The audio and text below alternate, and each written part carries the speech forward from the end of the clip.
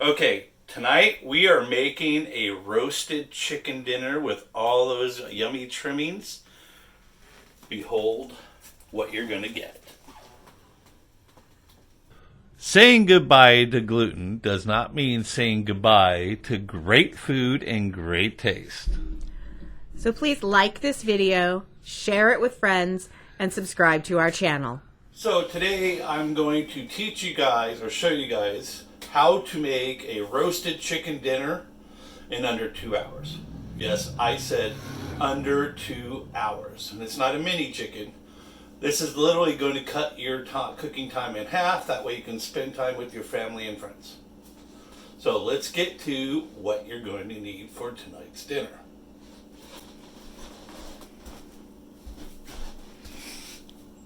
Okay, so what you're going to need for your chicken is a whacking board and something to whack the chicken with. A chicken, because this one I like. It's a Foster Farms, about 6-pounder. What I love about these guys is you see all 100% natural, no hormones, and also if you notice there's no injection spots where, because some chickens will actually inject wheat water into their chickens to give it a little bit more weight so they can charge you more. Okay, you're going to need some olive oil. Now this is a normal roaster pan. You might see them with things like this, but I don't use that part because I want all the goodness for the gravy. And so I just take a wire rack that's, indented, and then put it right in there. It fits fine and works really good because the chicken is literally going to fit right on there perfectly, no problem. And then we got our spices. So we got a teaspoon of paprika, a teaspoon of turmeric, about a teaspoon and a half of cracked black pepper. We got about a tablespoon of oregano, or Italian seasoning, sorry. You got yourself a teaspoon of onion powder, a teaspoon of thyme, and a teaspoon-ish of pink Himalayan sea salt. But you can use normal salt. It's fine. Okay.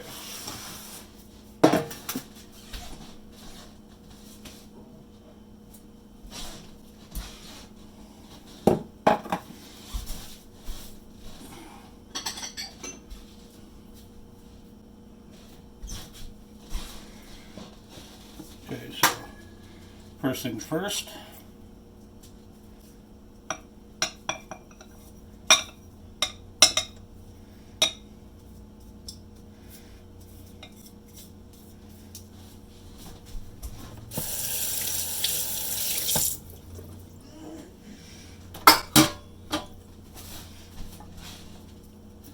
So basically I'm going to just mix the spices up because this is going to be our rub.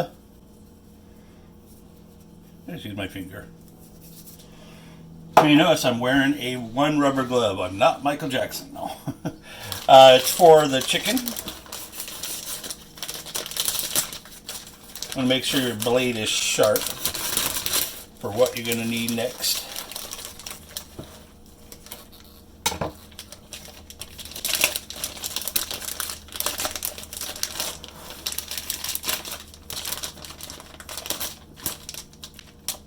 Let go of the bag.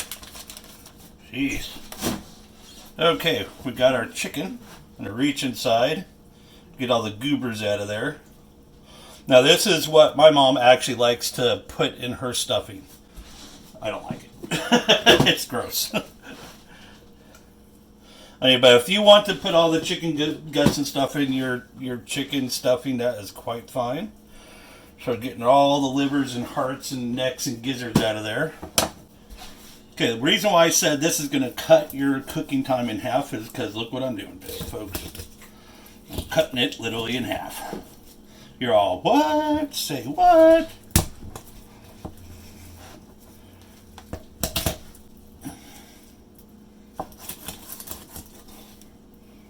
Okay. Put this baby. Now you can cook it like this where it's butterflied, but it's still going to take a while to cook. But individual pieces Don't take that long.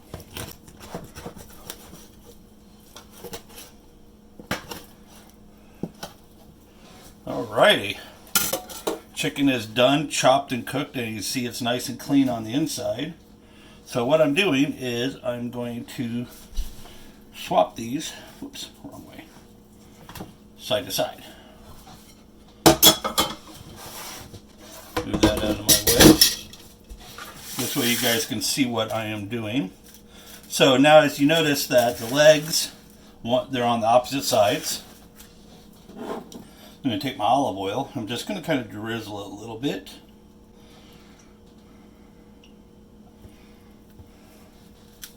Careful, don't slice your finger on the rib meat or the ribs. Because I did that one time accidentally before. It was really weird. I'm going to take my spices with the dry hand.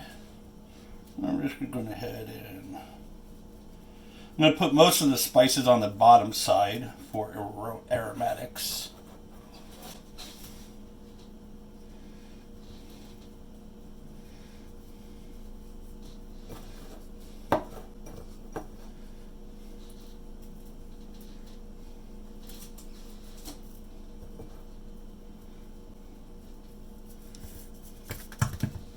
Do that with a flip.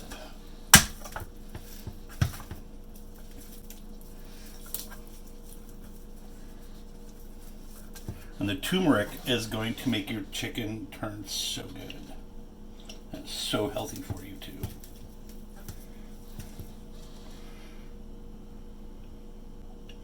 It's great for fighting inflammation and all sorts of stuff. Okay, got that chicken all nice and oiled up. Let's get these spices on.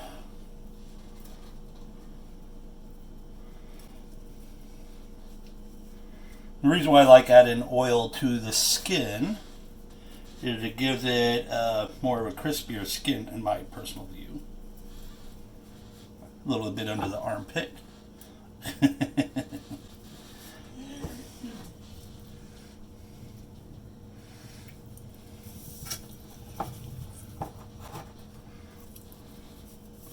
Now, if you don't want to use all your spices, you don't have to.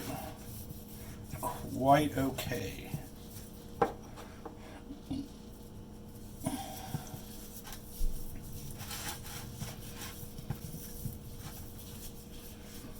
Okay.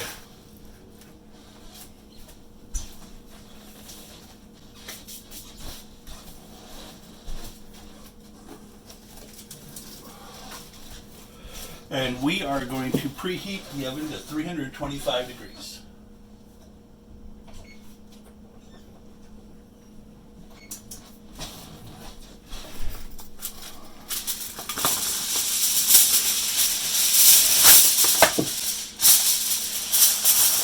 I like kind of making a tent.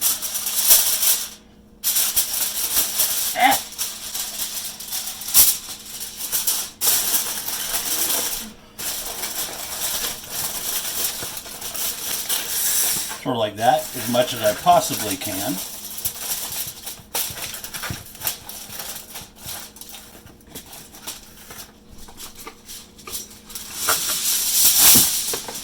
It's also easy, a lot easier to do this if you have the big 18-inch wide rolls of tinfoil.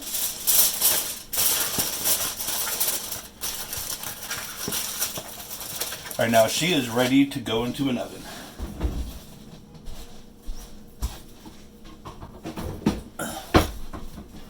Put this baby in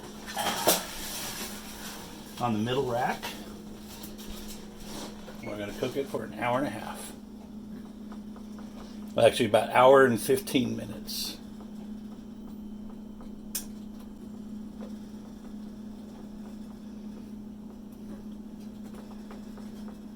One more minute. Okay, so it's been an hour and 15 minutes. So what I'm going to do now, basically pull the tin, whoops, shut that really quick. We're going to pull this tinfoil off, be very careful, look at all that steam coming off. I don't want you burning yourselves.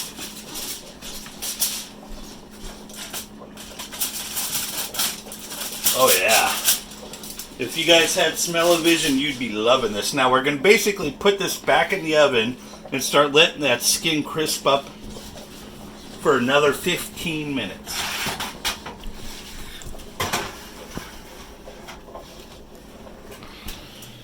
Oh, that is looking so good. And we're going to just basically do that for about 5 minutes. Whoop, that's not 5 minutes.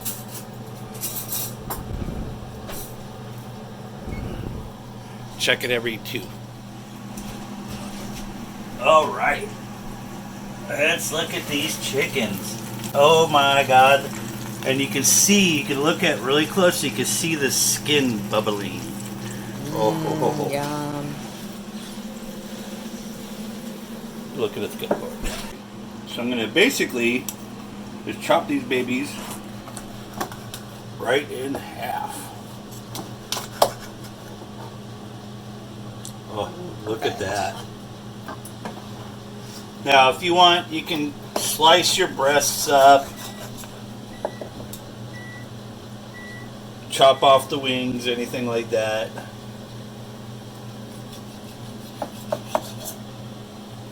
That is ready to rock and roll. We're going to let these sit for about a minute, and then we're going to transfer them to the board. And then my wife's going to work her magic with the gravy. Okay, so the recipe I am actually making is going to get about 6 servings, about 1.5 cups each. So you could easily double this recipe and it'll be quite fine. So here's the ingredients for the stuffing. You're going to need a half a stick of butter, right?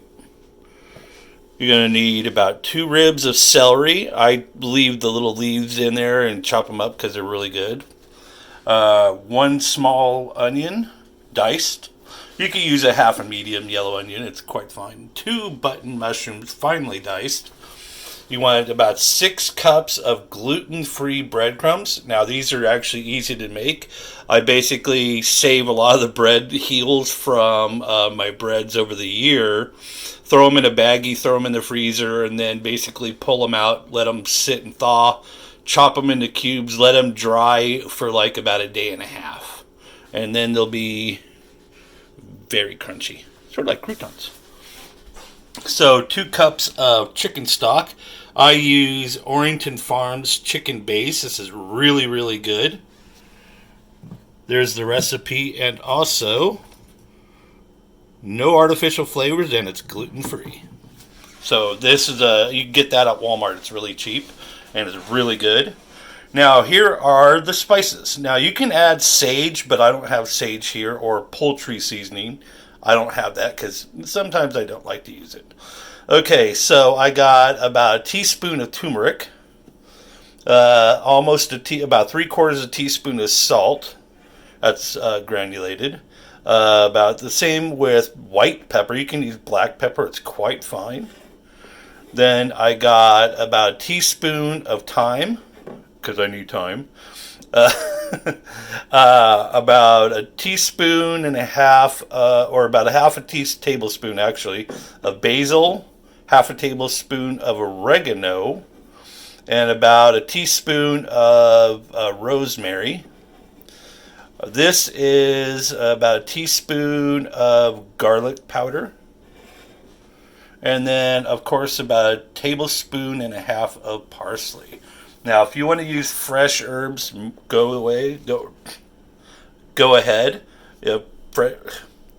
If you want to use fresh herbs, go right ahead. They're actually really good. But if you don't have access to it, or you're in a time crunch, don't worry about it. This will all be the same. Okay, so we're going to put this at about a medium to medium high heat for the stuffing.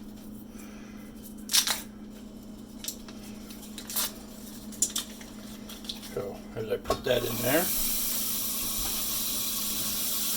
also, you notice I put the breadcrumbs in a large mixing bowl. So I'm going to add in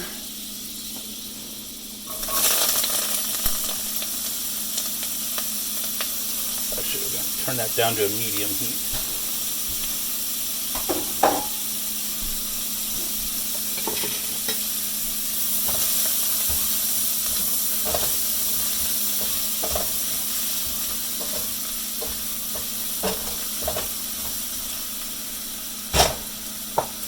Okay, now we're going to add most of the spices.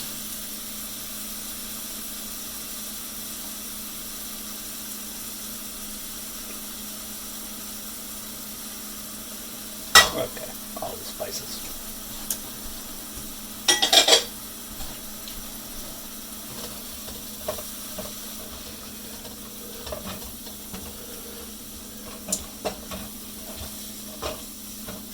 Oh, it smells wonderful.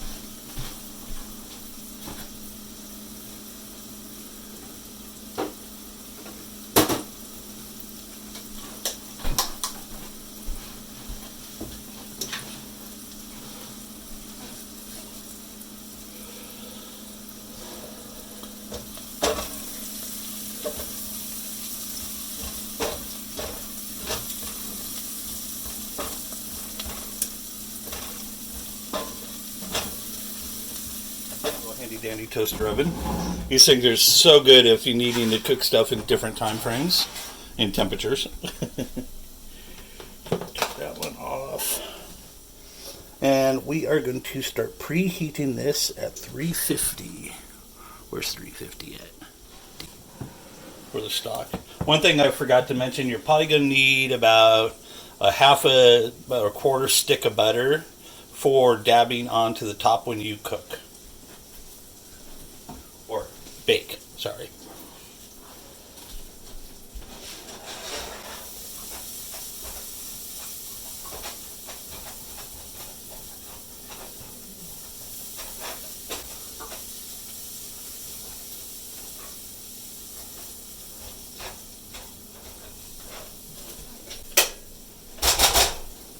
Okay, just basically going to add this in there and spread it around evenly.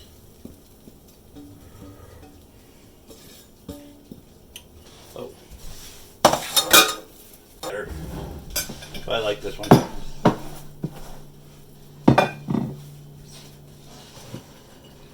Stir this up a bit.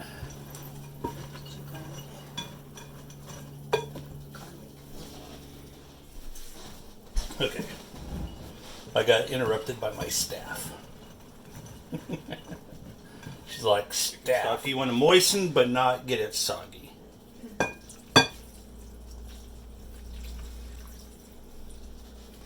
Let's see how much. Most likely that'll be good enough.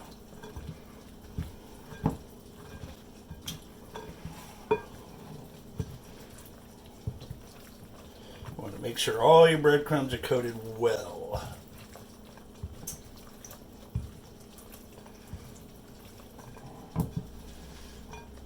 Oh, that's looking so good. Now, one thing you can do is add some cooked sausage. You know, just toss that in there, and it's a really good savory component. I was thinking about it, but I was like, nah, my kid's probably going to want the sausage for his breakfast tomorrow morning.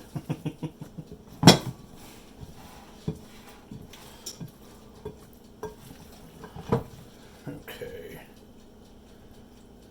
Squish, squish.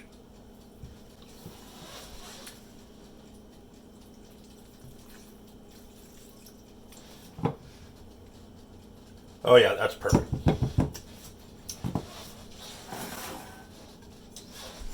So, whoop, I'm gonna drop the whole thing.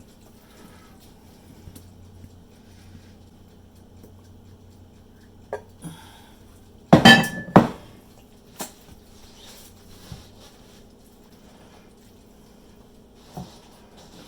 move this out of the way.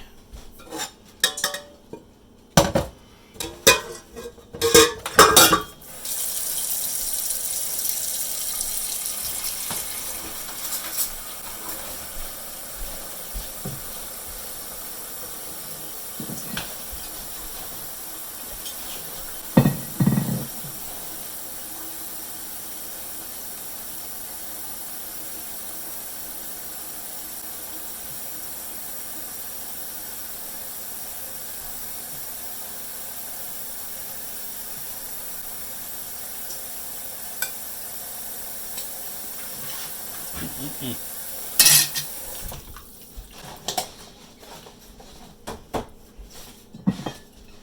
I put this in the toaster oven for about 55 minutes.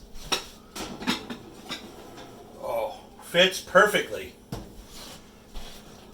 So this is basically cooked, but I'm going to go ahead and give it a test and see if I can get it actually out of the oven without dropping it everywhere.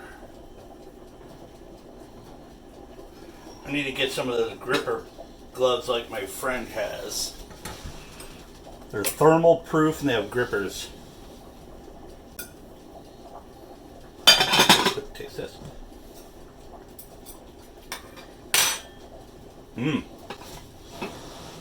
Okay, basically I'm going to put this back in the oven and just let it set in a hot oven. So for our green beans and corn, we're just going to use some canned green beans and canned corn from TBls Olive. Okay, for the mashed potatoes, you're going to need potatoes, about 6 to 8 of them, medium sized, and they're about 4 inches wide. Okay, you're going to need salt and pepper, so that's just a gimme. So you salt and pepper that to taste. Now you're going to need some kind of butter. Either use real butter, country crock, which is actually completely dairy-free, or you can use the dairy-free, non-GMO, vegan, good earth balance, which is actually really good for the people who are needing to transition from normal dairy. Good earth is an actual really good substitute for normal butter. Okay, so then you're going to need some milk. And that's all going to go when the measurements when you're actually blending it up. So normal milk, and this is actually a really good substitute for normal milk, which is California Farms Oat Barista Blend, as you see right there, gluten-free and dairy-free. So, or you can just use like some kind of soy milk. Just make sure it's non-flavored, like vanilla or something, because that's going to make your mashed potatoes taste really weird. Okay, then you're going to need a whacking board, a potato peeler, a knife, and a pot to cook in, and some water.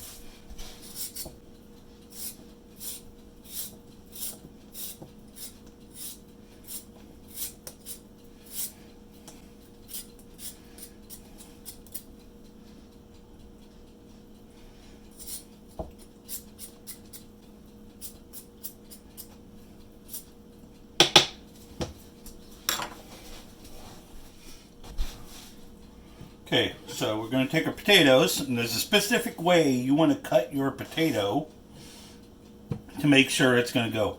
So you go lengthwise once, right? And then hash it over, so you got 4 pieces. So that's what they call quartering. Okay, you notice there is no water. So I'm going to add the cold water to this. Oops.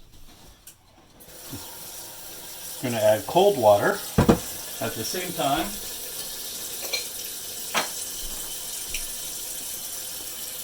I'm doing about a teaspoon of salt.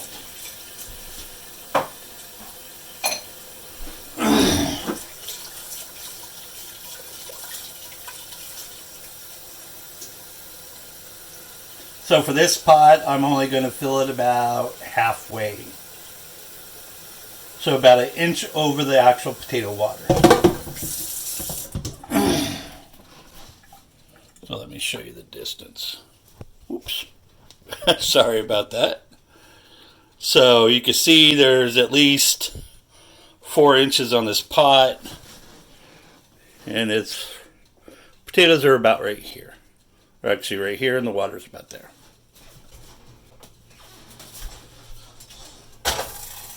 Place it on. I already preheated the coil So basically it's going to be cooking for about 20 to 25 minutes. I suggest checking it at about 18 minutes. Best thing to use is like a slotted spoon and a fork, and I'll show you that when the time comes. Okay, now it's been about 20 minutes. I'm going to test it with one of the thicker potatoes, and I'm going to basically push. Oh yeah, that is literally perfect. If it doesn't come apart, and that is perfect potato time.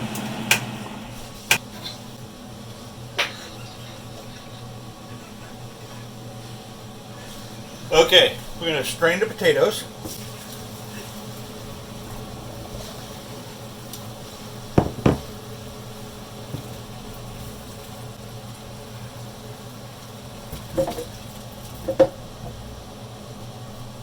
One more.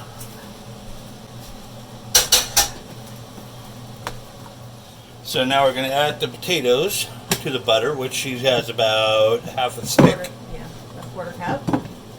Quarter cup of butter. Let that melt. She's going to grab some salt and pepper. Do not put pepper in mashed potatoes. I do, when you're not home. Mashed potatoes with pepper's awesome. So about a quarter to half a teaspoon of salt, depending on taste. And then adding some sort of liquid you can use. This is an oat milk beverage. You can use a soy milk. Do not use rice milk. You'll end up with potato slime, I promise. Sort of like when someone used what was that stuff? The yellow potatoes. And I think she used rice milk. And we'll just mix them up until they are fluffy.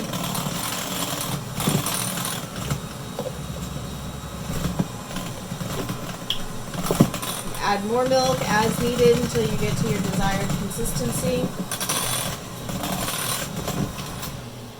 Scraping and smushing down your sides. You can also use a regular dairy milk if you choose. But if you're using an alternative milk, you want it to be unflavored and unsweetened.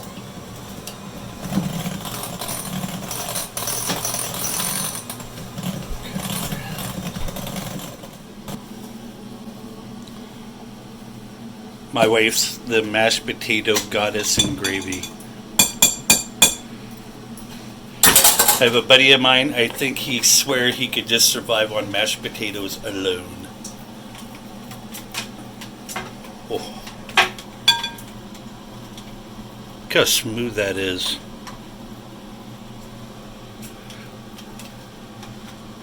And it's like, Tablespoon, 2 tablespoons, depending on how much. Usually start with a couple tablespoons of flour. You can use flour, or if you want, you can use a cornstarch. That will give you more of a glass-like gravy consistency. But then when it cools, it's like complete jello. Pretty much. With cold water. What are you making? A slurry. It's a flour and water, or cornstarch and water slurry. Fork.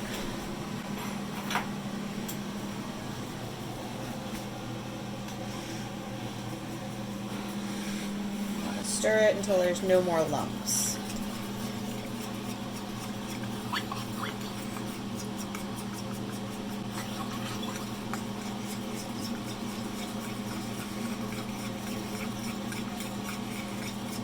So now we're going to take the drippings.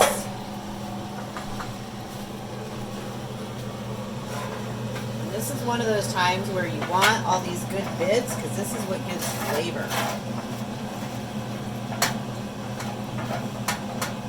We're going to Flavor Town. Oh. Get all the bits in there. Nope. So then you take a little bit of water, maybe a half a cup, so that you can scrape off and get all that good stuff off the bottom of your pan. Helps break it all down.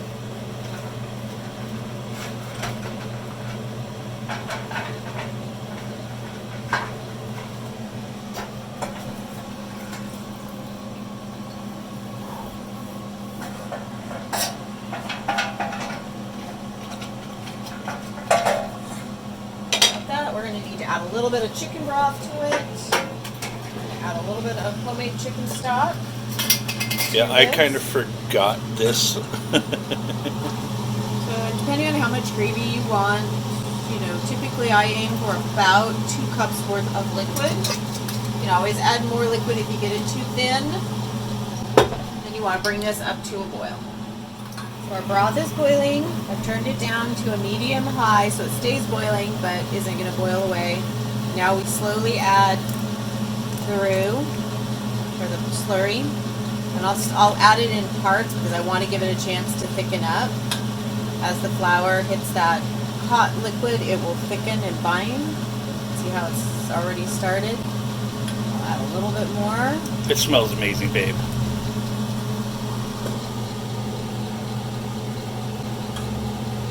Oh yeah, you can really see how it's thickening up.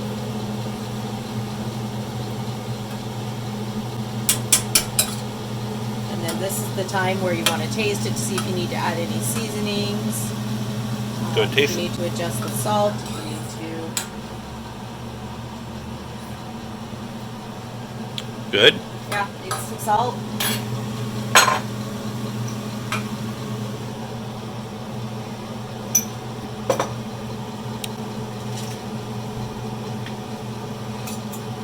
White pepper.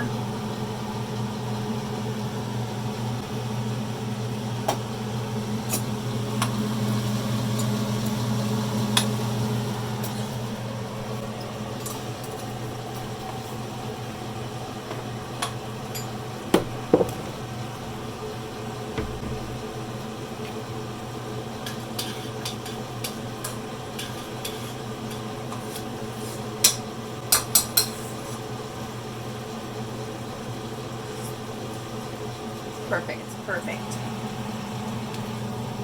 Turn the burner off. And now we're ready to put it into a bowl or serve it up.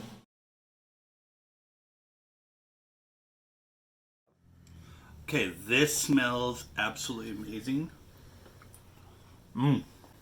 That stuffing is divine. Of course, green beans are going to be good. Mashed potatoes, ever so succulent. Now I'm just going to take a small bite of this chicken. I mean, it just falls apart really easy and it's not dry. Oh my God, it's like perfectly moist. So, thank you for coming to our channel. Thank you for watching this video. I hope you guys enjoy it. And I want you to eat healthy and happy. Have a great day. And remember, saying goodbye to gluten does not mean saying goodbye to great food and great taste.